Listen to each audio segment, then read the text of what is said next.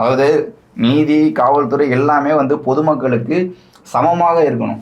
ஆட்சி அதிகாரத்தில் இருக்கக்கூடியவர்களுக்கு ஆதரவு மட்டுமே இருக்கு அப்படின்னு தான் பார்க்க முடியுது. இந்த விஷயத்துல இப்படிதான் செயல்பட்டுக்கிட்டு இருக்காங்க அப்படிங்கிறதும் நம்ம பார்க்க முடியுது. இது மட்டும் இல்லாம இல்ல இதுல கொலைகாரர் அப்படிங்கிற ஒரு பெயரை வந்து சூட்டுறாங்கல்ல, இவங்களோட ஆட்சி காலத்துல இது வரைக்கும் வந்து தாவேகா ஆட்சி அதிகாரத்துல இல்ல, தாவேகா ஆட்சி காலத்துல இந்த மாதிரியான சம்பவங்கள் நடக்கல.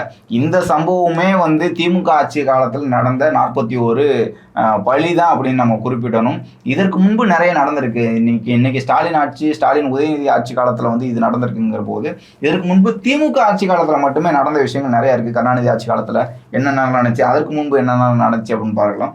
குறிப்பிட்டு கீழ்வெண்மணி படுகொலை, அதுல வந்து கூலி உயர்வு கேட்டு விவசாயிகள் போராட்டம் பண்றாங்க. அதுல 44 பேர் வந்து தீயிட்டு எரிக்கப்படுறாங்க. அது வந்து 1968 நடந்தது. இந்த சம்பவம் வந்து திமுக ஆட்சி காலத்துல தான் தொடக்கத்துல நடந்த சம்பவம்.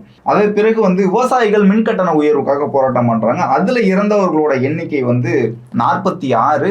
இது வந்து துப்பாக்கி சூடு நடக்குது. இது கருணாநிதி அவர்களுடைய ஆட்சி காலத்தில் நடக்குது. இதுல வந்து 46 விவசாயிகள் வந்து இறக்குறாங்க.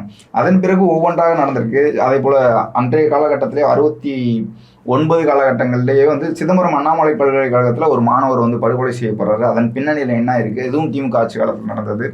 அதன் பிறகு 97ல துறையூர்ல போராட்டங்கள் நடத்துது. போராட்டம் நடத்தக்கூடிய கட்சி வந்து புதிய தமிழகம் கட்சி நடத்துது. அங்கேயும் துப்பாக்கி சூடு நடத்தப்படுது. இதுல வந்து 2 பேர் வந்து படுகொலை செய்யப்பட்டிருக்காங்க. இது மட்டும் இல்லாம 97லே தஞ்சாவூர் தீ விபத்து, தஞ்சாவூர் கோயில வந்து கும்பாபிஷேகம் நடத்த இருக்கிறாங்க. அந்த நேரத்தில் வந்து தீ விபத்து நடக்குது. அந்த தீ விபத்தின் காரணமாக மக்கள் வந்து வெளியேறதுக்கு பார்க்குறாங்க. அந்த வாயில வந்து அடைக்கப்பட்டிருக்கு. அந்த வாயில வந்து வெளியில வர முடியாம அங்க வந்து 48 பேர் வந்து மரணம் அடைகிறாங்க. அங்கேயும் இந்த மாதிரியான ஒரு கூட்ட நெரிசல் இறப்பு தான், அதையும் நம்ம குறிப்பிட்டு சொல்லணும். அதற்கு பிறகு 1999ல ஒரு சம்பவம் நடக்குது. அதுதான் மாஞ்சோலை தேயிலை தோட்ட தொழிலாளர்களோட போராட்டம். ஊதிய உயர்வு கேட்டு அங்கேயும் போராட்டம் நடக்குது. அங்க போலீஸ் தடியடி நடத்தி அவர்கள் வந்து ஆற்றுல வந்து இறங்கி அங்க மூச்சு முட்டி இறக்குறாங்க. இதுவும் இதெல்லாம் கொலைகளை வரும். முரசொலி எழுதுது இல்ல கொலைகாரர் அப்படின்ட்டு, அது வந்து கூட விபத்து, மற்றது கூட விபத்து. போலீஸ் தடியடி நடத்தி அவங்கள வந்து தண்ணியில இறக்கி விட்டு அவங்க இறக்குறாங்கன்னா அதெல்லாம் கொலையில தான். இந்த மாதிரியான சம்பவம். அப்புறம் வந்து கொடியங்குளம் கலவரமா இருக்கட்டும், அதுல வந்து 500க்கும் மேற்பட்ட வீடுகள் வந்து அடித்து நொறுக்கப்பட்டது.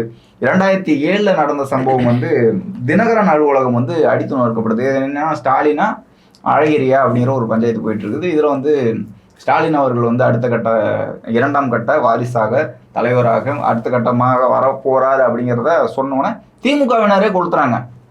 தினகரன் மதுரையில் தினகரன் யாருது, உங்களோடது தான். யாரு கொளுத்துறது? திமுகவினரே கொளுத்துறாங்க. என்ன காரணம்னா அண்ணன் தம்பி பஞ்சாயத்து. இதெல்லாம் வந்து கொலைகள்ல வராதா?